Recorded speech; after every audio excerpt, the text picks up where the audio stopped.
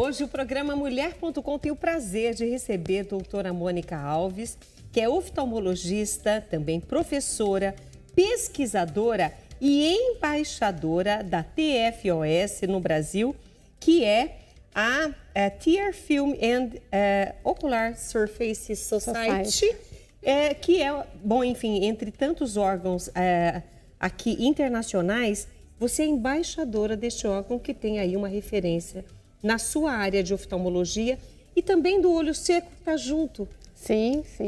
Que permeia todo o seu trabalho. Você fez o seu doutorado, além da medicina, o seu doutorado nessa especialização na Unicamp. E depois o seu pós-doutorado foi na USP. Também. Com esse mesmo tema, pensando no olho seco. Exatamente. É tão comum assim, doutora? São mais de 27 anos estudando a doença do olho seco, Rita. Bom, boa tarde a todos os telespectadores. É uma alegria estar aqui hoje falando um pouco sobre saúde ocular. E nessa doença que, como você falou, eu já estudo há tanto tempo, busco entender junto com vários outros colegas que também trabalham nessa sociedade, entender essa doença que é tão comum na prática clínica diária de todos os oftalmologistas. A gente chama de doença do olho seco e todo mundo já fica assustado, mas eu sinto meu olho seco, na verdade é uma doença, eu costumo falar que não é uma doença só, são várias doenças, porque cada paciente vai ter um fator de risco diferente, uma apresentação clínica diferente. E se a gente não cuida, também uma evolução diferente.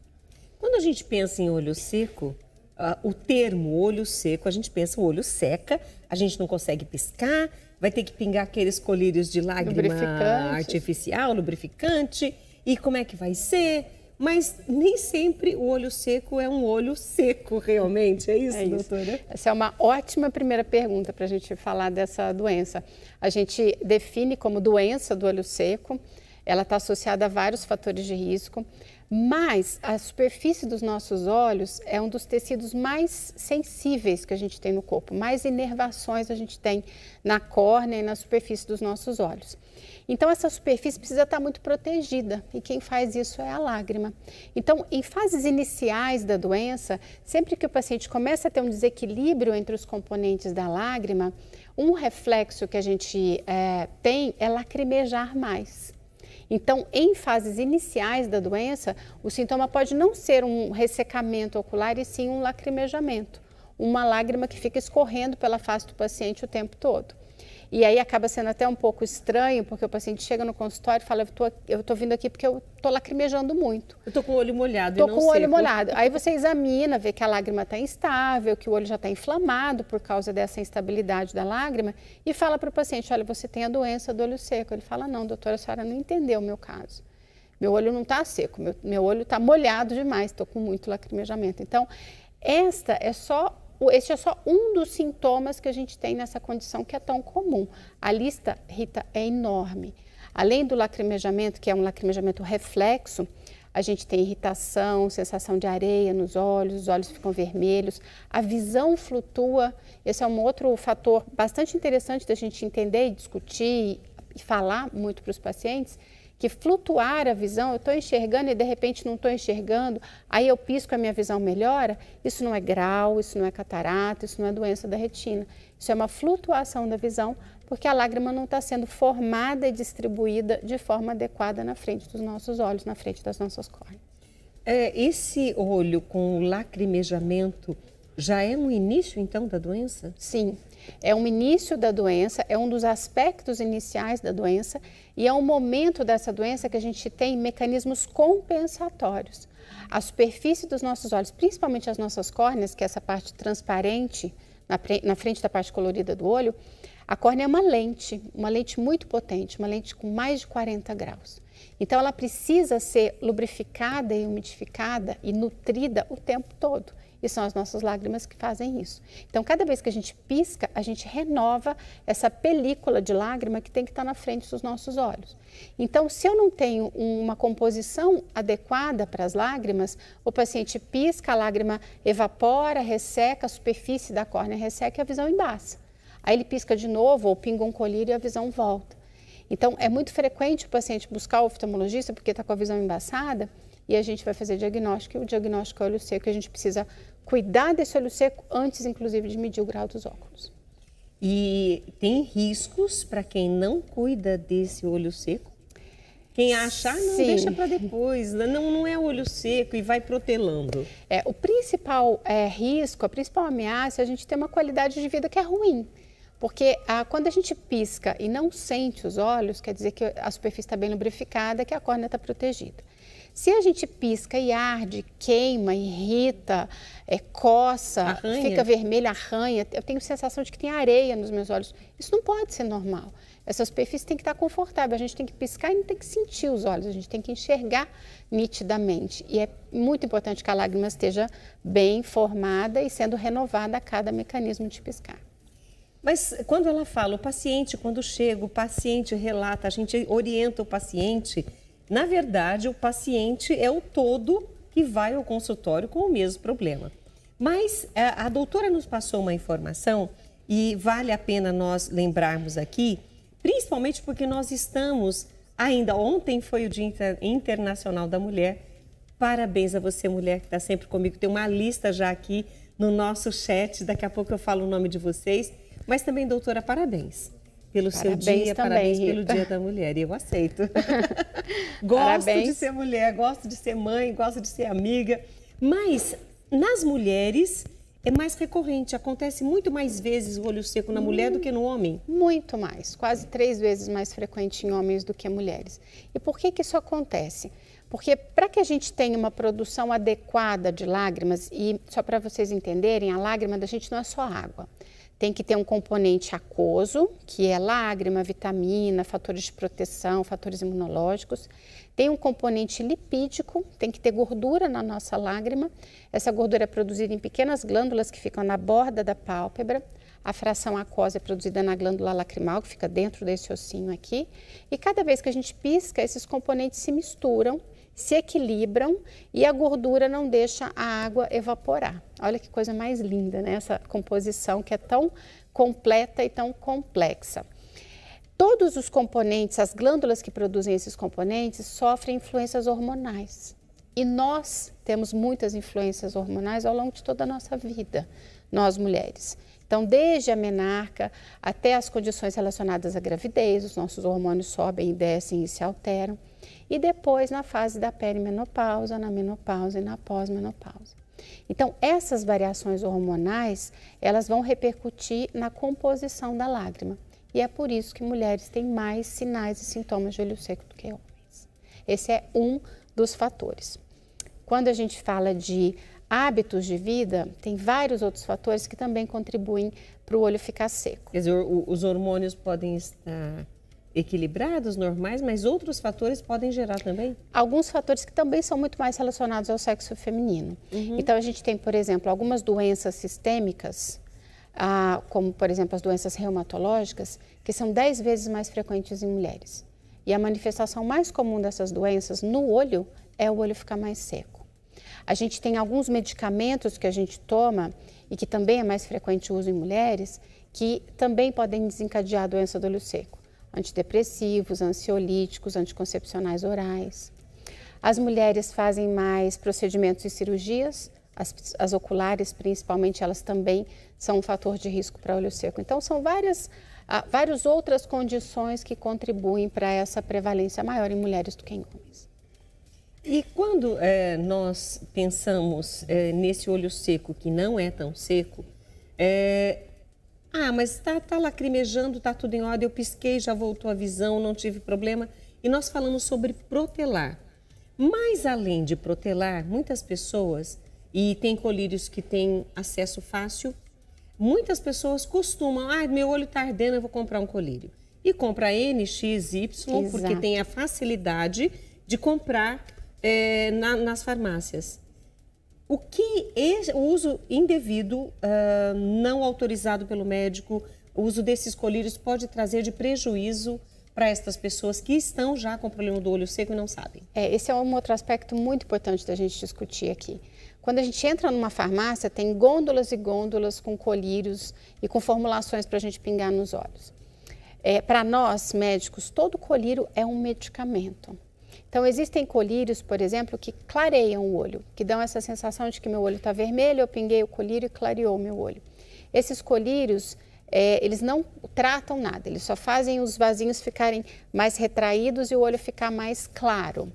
O paciente não está tratando a condição que fez o olho dele ficar vermelho e uma dessas condições pode ser olho seco, mas pode ser uma infecção, pode ser uma alergia, por exemplo.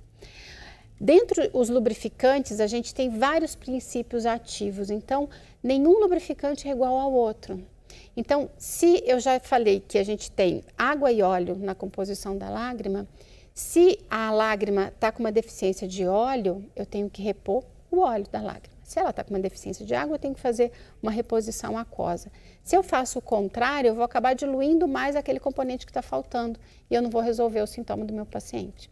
Então, procurar um médico oftalmologista, fazer um exame adequado, isso não é um exame complicado, é um exame que todo médico oftalmologista tem na sua rotina diária, fazer um diagnóstico direitinho e fazer uma reposição adequada, com o colírio adequado, prescrito pelo médico oftalmologista, ao invés de ir lá e pegar na gôndola um colírio que a gente nem sabe que composição que tem.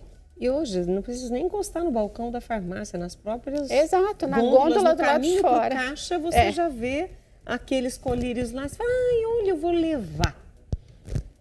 Pensa em você, na sua saúde ocular, antes de tomar essa atitude. Mas nós vamos conversar no próximo bloco também sobre diagnóstico, prevenção, tratamentos, exames, enfim, outras coisas a respeito desse mal que acomete muito mais mulheres do que homens, 3 vezes mais nas mulheres do que nos homens, que é a doença do olho seco. Intervalo, um copo d'água e a gente volta já.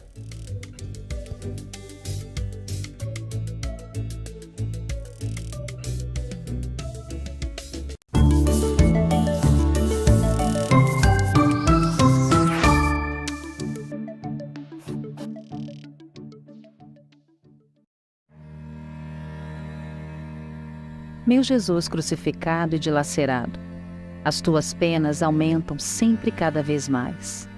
Ah, esta tua cruz! Tu és o verdadeiro Rei das dores.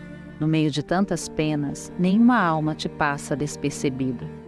Pelo contrário, dás a cada uma delas a tua própria vida.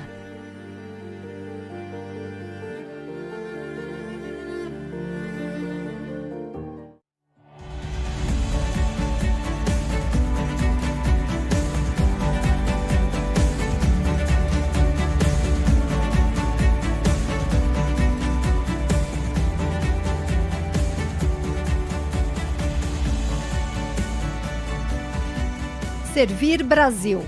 Todo o conteúdo da fé católica na palma da sua mão.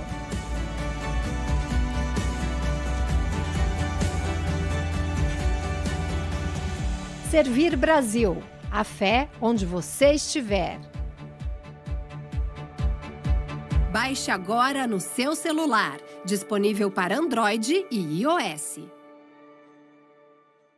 Como faz para saber mais sobre a Associação do Senhor Jesus? Basta você acessar o novo portal ASJ. Lá você encontra quem somos, os próximos eventos, pode pedir sua revista digital, assistir a programação ao vivo, entrar em contato conosco e muito mais. Acesse agora mesmo portalasj.com.br. Venha fazer uma experiência do amor e poder de Deus no programa Louvemos o Senhor.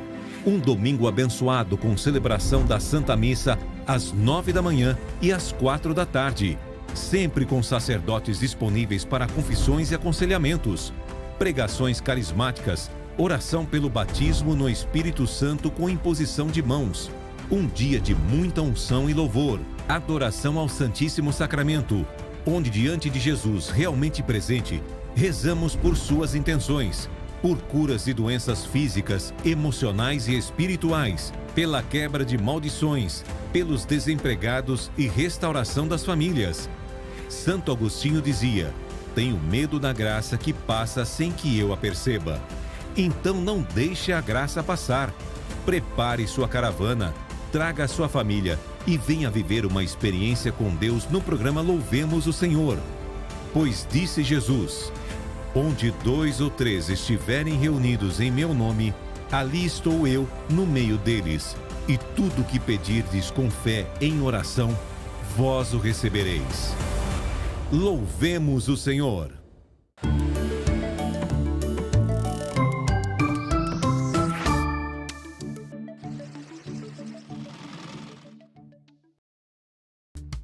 Falei das mulheres que estão comigo, agradecendo aqui o carinho da Ana Moreira, da Sandra Bianchi, da Olga Homer, sempre conosco, né, Olga?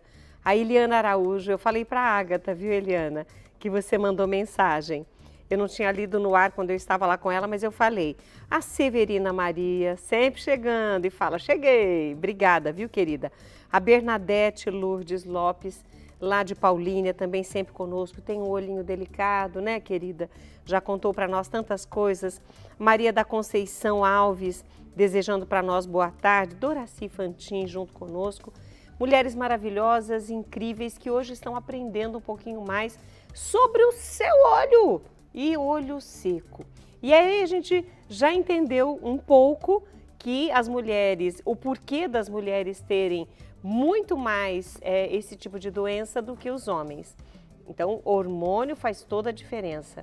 Mas a doutora, durante o intervalo, nós conversamos sobre os seus trabalhos com a comunidade internacional de oftalmologia e o que você descobriu, que inclusive aqui no Brasil não tinha nada com referência a respeito do olho seco.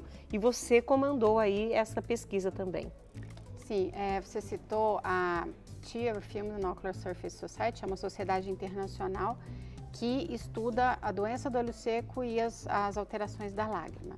Eu participo dessa sociedade já tem muitos anos e em 2017 houve um chamado de pesquisadores do mundo inteiro, mais de 150 pesquisadores do mundo inteiro, para fazer um consenso, olhar para a literatura científica, resumir esses achados e publicar para a comunidade científica e para a comunidade leiga.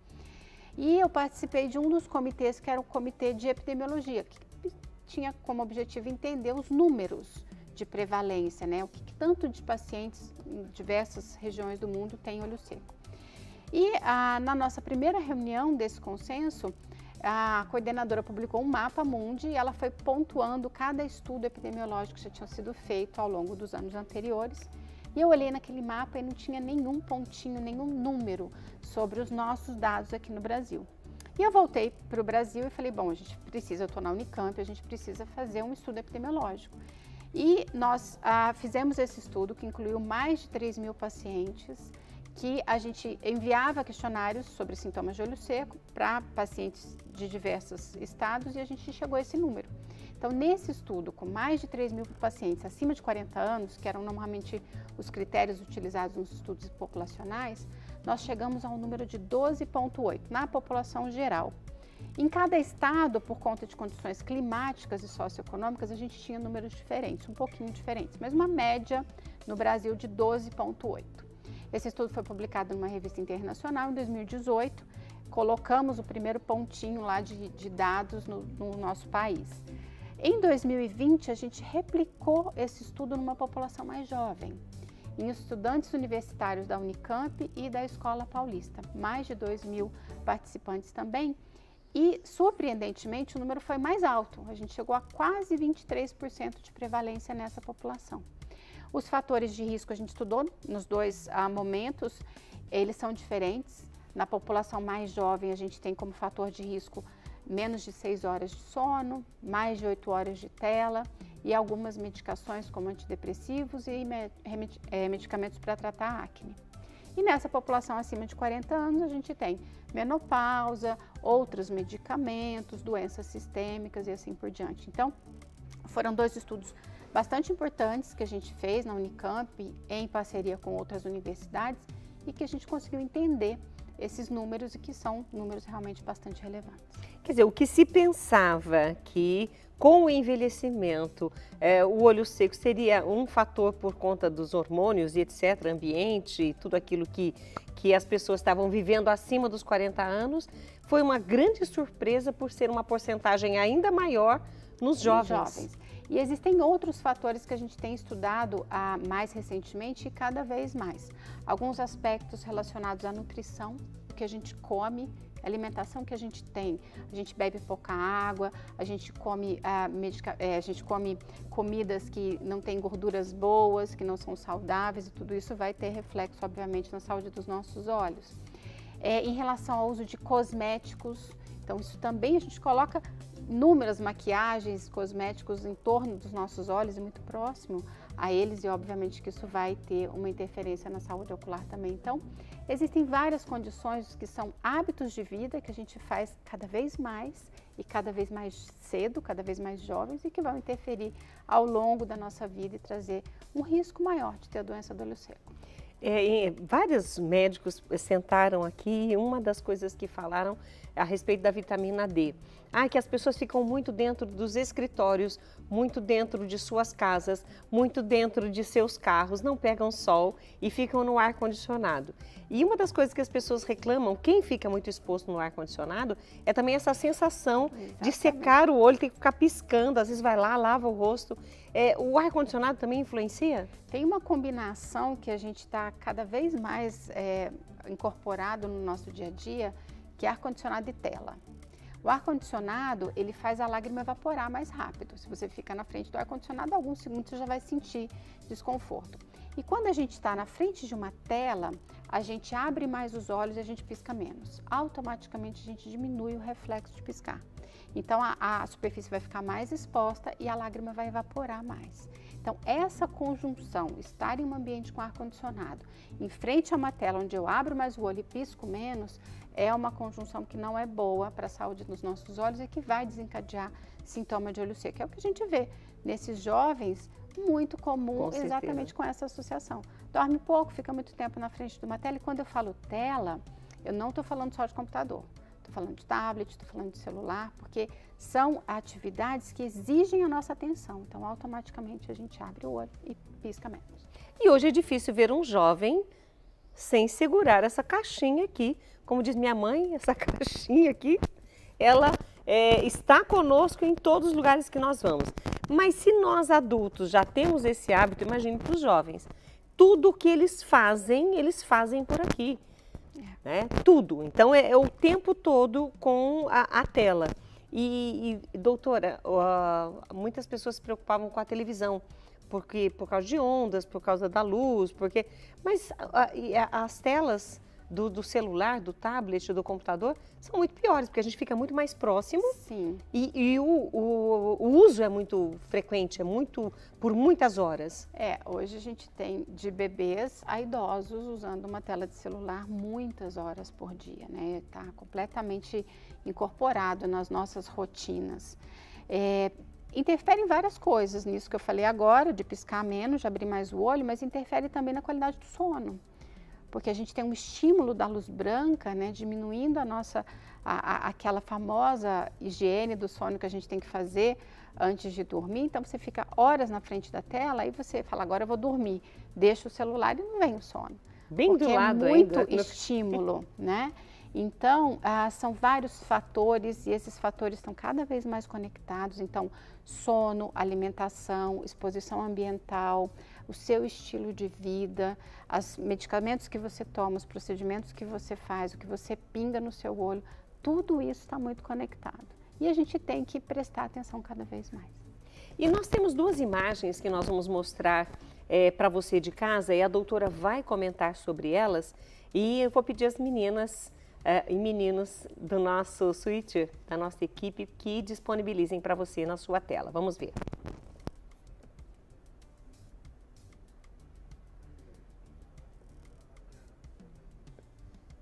Doutora, o que nos diz esta imagem? Essa imagem é um teste que a gente faz para avaliar as glândulas de meibômio. Lembra que eu falei que a lágrima tem que ter água e óleo? Uhum. Aqui a gente tem uma pecinha super delicada que está sendo utilizada para comprimir a borda da pálpebra. E se vocês observarem, tem pequenas gotículas de óleo saindo ali. A gente tem de 20 a 30 glândulas que se dispõem em paralelo, tanto na pálpebra de baixo quanto na de cima. E cada vez que a gente pisca, ela libera um pouquinho desse óleo. Ali a gente está fazendo uma pressão suave na borda da pálpebra para ver a qualidade e a quantidade desse óleo. Então, esse é um dos exames que a gente faz na nossa rotina diária, pode ser com esse aparelhinho aí, pode ser com cotonete. Comprime a borda da pálpebra e observa a qualidade desse óleo e a quantidade de óleo que tem ali. Hoje em dia, a gente observa muito frequentemente uma diminuição dessa produção de gordura da lágrima, que é o que faz a lágrima evaporar mais. A gente fala do olho seco do tipo evaporativo. Tem água, é aquele paciente que lacrimeja, mas não tem óleo.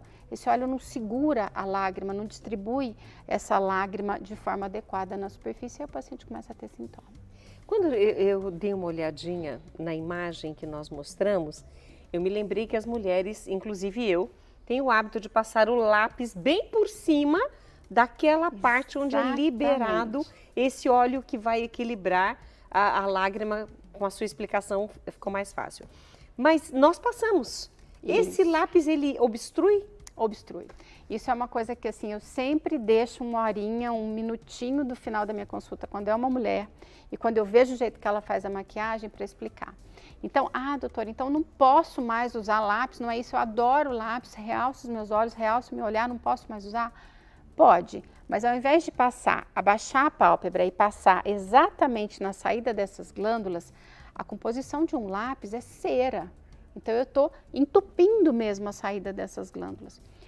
O ideal é que a gente passe na frente. Bem abaixo dos cílios. Bem abaixo dos cílios. Então, tenho a fileirinha de implantação da raiz dos cílios, eu passo na frente e não na marca d'água, na linha d'água que a gente chama, que é essa região da borda palpebral. Essa é uma dica muito, muito importante, muito especial. Muito importante e muito especial para mim. Eu estou me sentindo assim, ó. Tendo a minha orelha sendo puxada agora, porque eu acho que o olhar fica mais bonito, tal. Gente, mas eu quero ter saúde. A beleza não vem junto se eu não cuidar de uma coisa e de outra.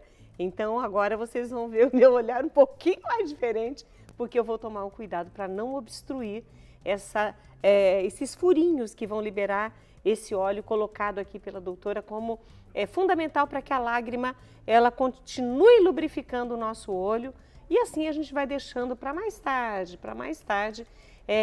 essa doença do olho seco. Nós vamos continuar conversando com a doutora Mônica Alves aqui conosco hoje, oftalmologista. Então fique comigo porque vamos para um rápido intervalo e voltamos já.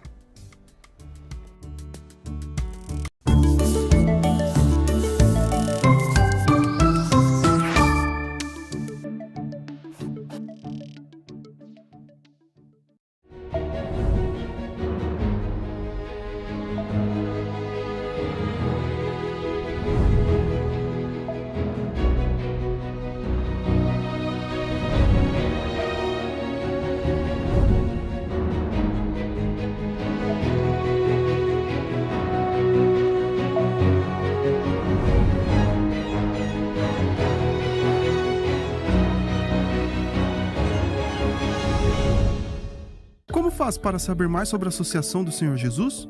Acesse o novo portal ASJ. Lá você encontra quem somos, assiste a programação, entra em contato conosco e muito mais. Acesse portalasj.com.br.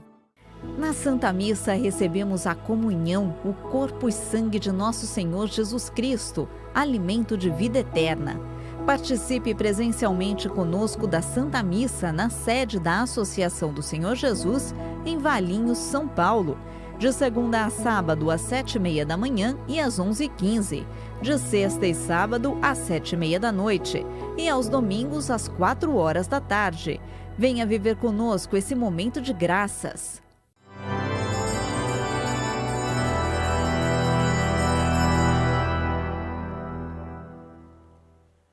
Santíssima Trindade, Pai, Filho, Espírito Santo, nós os louvamos. Sim, todo louvor e toda glória. Muito obrigado, Deus, Santíssima Trindade, por tantos benefícios que todos nós recebemos. Obrigado, glória, louvor, a Santíssima Trindade, Pai, Filho, Espírito Santo. O Senhor Deus tem feito maravilhas em nós. E santo é seu nome. Glória, glória, louvor e amor ao Pai, ao Filho, ao Espírito Santo. Amém.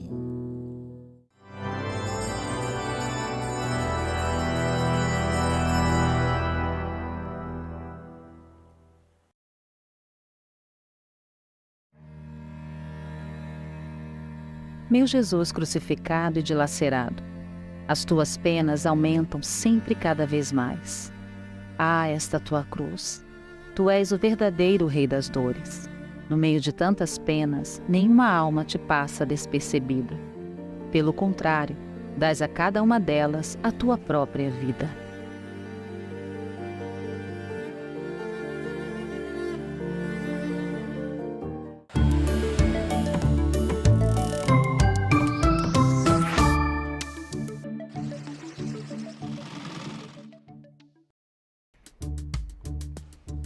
Nós temos inserido notícias com a nossa equipe de jornalismo aqui no programa Mulher.com, que é uma forma de você não só se manter informada com os temas que nós trazemos aqui, mas também com o que acontece no Brasil e no mundo, principalmente até mesmo com coisas da nossa igreja. Por isso, hoje eu tenho o prazer de mais uma vez receber aqui Roberta Lage, jornalista aqui da casa, e eu quero agradecer por você estar conosco e aproveitar e te parabenizar pelo dia de ontem, que é todo dia, né? Feliz Dia da Mulher.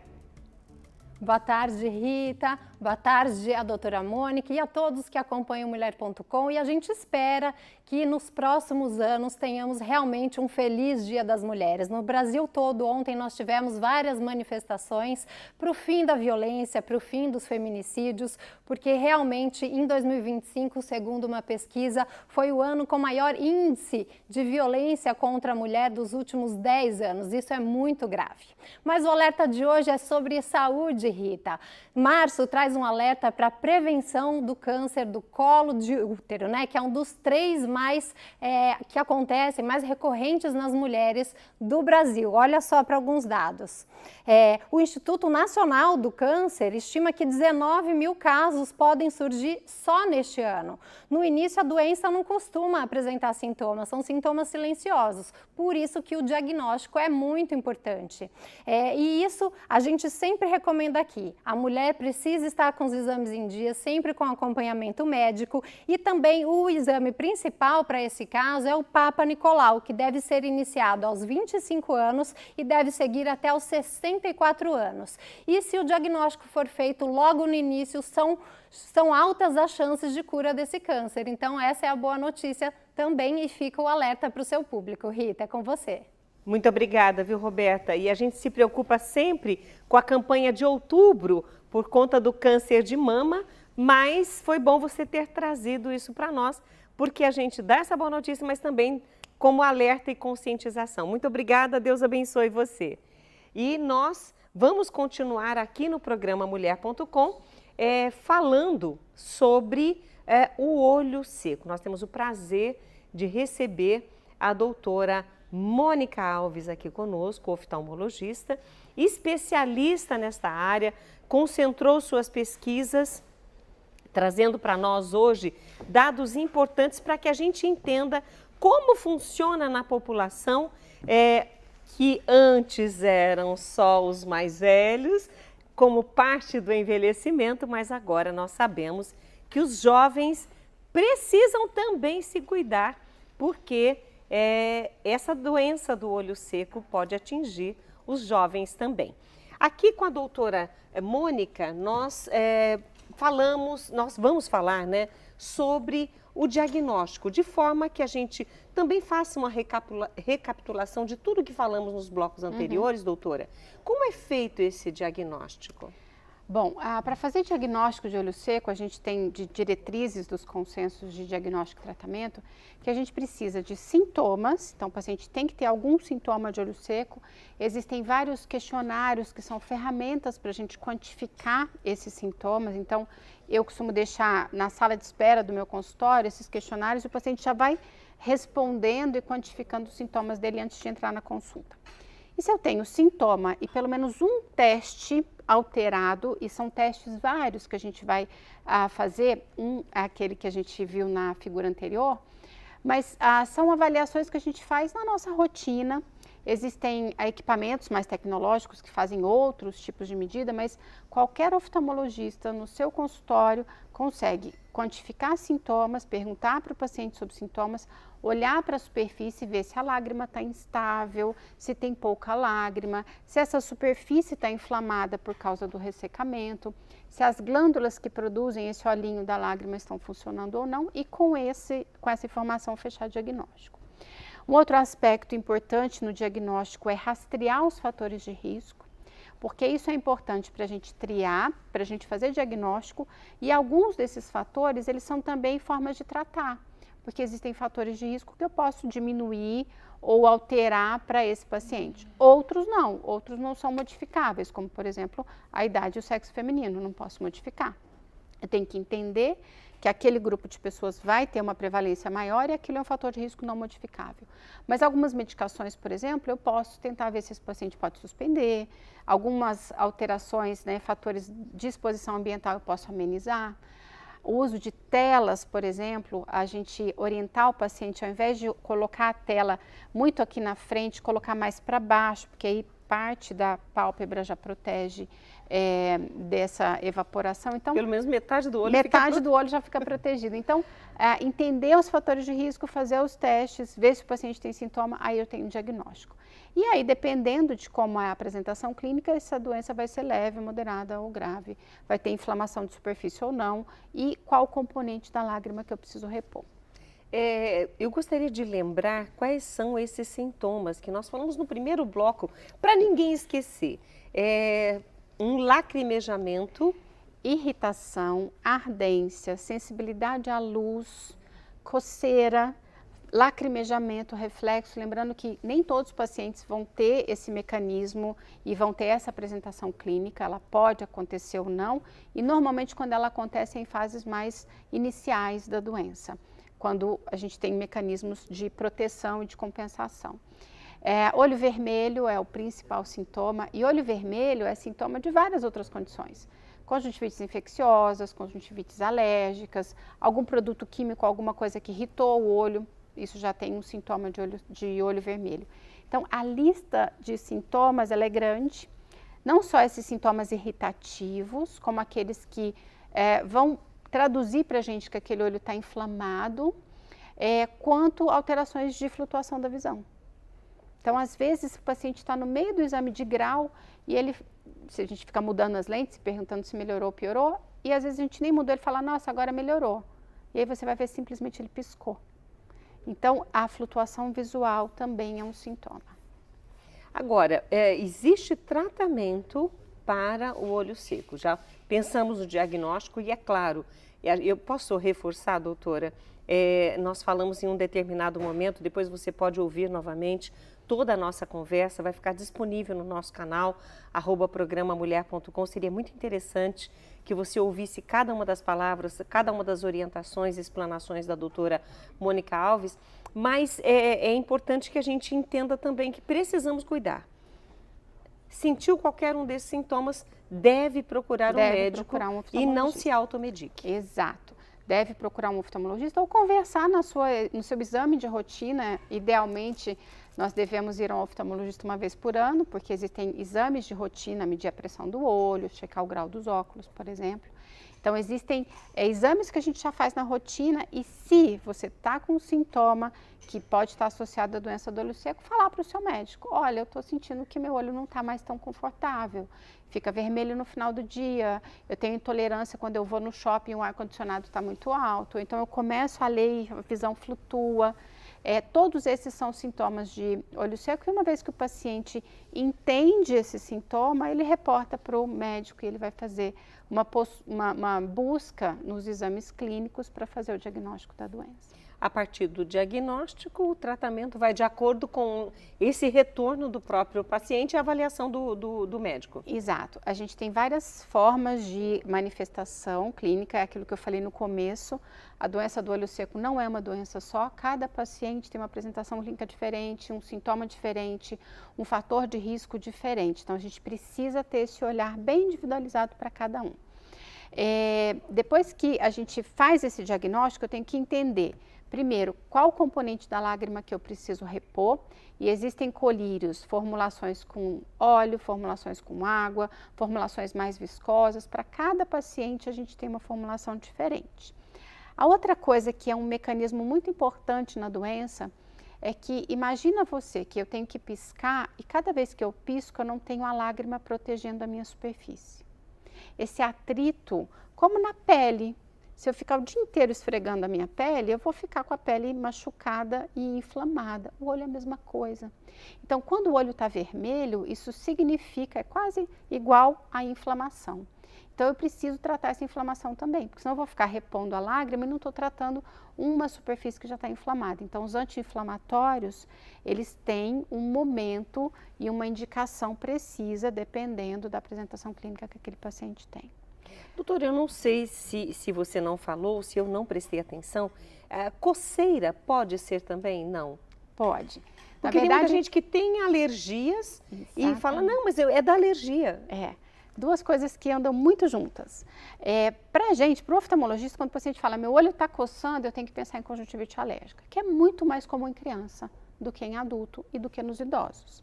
Só que, se o meu paciente está com o olho seco, a lágrima da gente, ela tem uma função muito importante de lavar a superfície. Se eu tenho pouca lágrima lavando essa superfície, aquilo que está no ambiente que vai desencadear um quadro alérgico, ou seja, pó, poeira, mofo, pelo de animal, vai ficar mais tempo em contato com a superfície e mesmo que a doença de base não seja uma alergia, eu vou agudizar um quadro alérgico e o paciente vai sentir vontade de coçar o olho. Então, são coisas que podem estar associadas, sim, apesar de coceira no olho ser um sintoma muito mais frequentemente relacionado às alergias.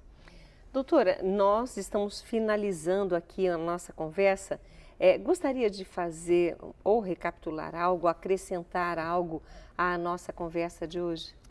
Existem várias formas da doença do olho seco, desde formas muito leves relacionadas à exposição ambiental a hábitos de vida, até a quadros muito graves, que podem estar associados a doenças sistêmicas como artrite reumatoide. São pacientes que têm quadros extremamente graves, que param de produzir lágrima por conta da doença de base. E aí a gente tem córneas que podem ter complicações como uma perfuração, por exemplo. Então, é uma doença que varia desde quadros muito leves até quadros muito graves e ameaçadores da visão. Nesse meio termo, todas as apresentações clínicas, elas impactam muito na nossa qualidade de vida. Porque se eu pisco e não tenho conforto, isso está repercutindo na minha qualidade de vida. Eu estou lendo menos porque está ardendo meu olho. Isso está repercutindo na minha qualidade de vida.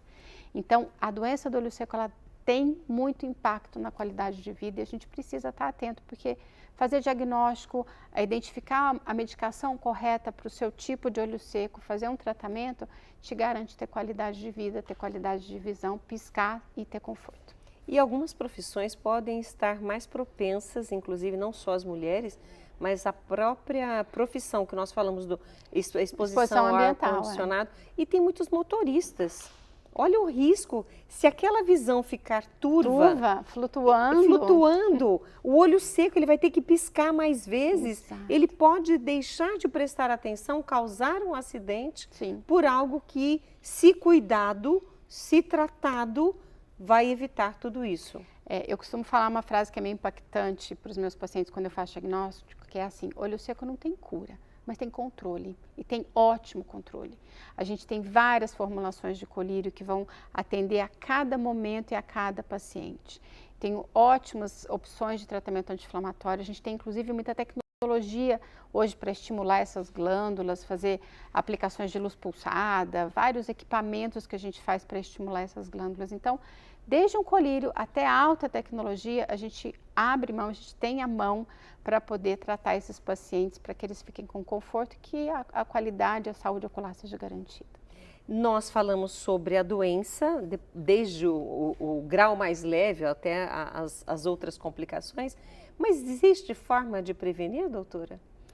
Existe forma de prevenir e de amenizar o impacto desses fatores de risco. Então, se eu sei que esse ambiente está hostil para os meus olhos, eu vou usar um óculos para proteger. Se eu tenho que ficar muito tempo na frente da tela, eu vou posicionar melhor essa tela. Se meu olho está muito inflamado, eu vou desinflamar. Eu tenho que olhar para a minha alimentação, para a qualidade de vida que eu tenho. Então, tem vários aspectos que a gente conversa com o paciente durante a consulta e o diagnóstico. E um dos aspectos principais e primeiros no diagnóstico e no tratamento é você orientar o paciente sobre a doença. Que ele saiba identificar, olha, hoje eu dormi menos, meu olho está mais seco. Hoje esse ambiente aqui com ar-condicionado na frente da tela é ruim, então eu vou virar, vou ficar de costas para o ar-condicionado, vou posicionar meu computador. Então isso também é prevenir danos, prevenir complicações e cuidar da saúde dos olhos. E olha, nós tivemos o prazer de hoje receber aqui a doutora Mônica Alves. Eu falei algumas das coisas relacionadas ao currículo dela, mas é bem extenso, viu, gente?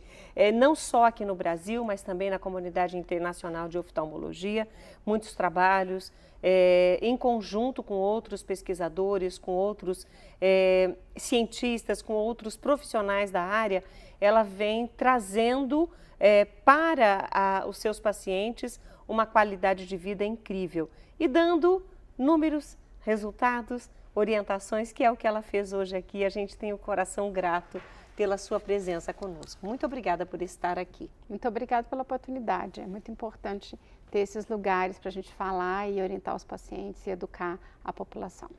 E novidades, por favor, dentro da sua área, pode trazer para nós, que aceitamos de coração.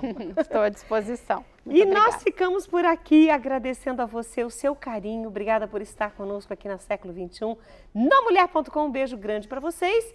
A gente fica por aqui e espera vocês amanhã, se Deus quiser, a partir de 3h30 da tarde. Beijo, gente!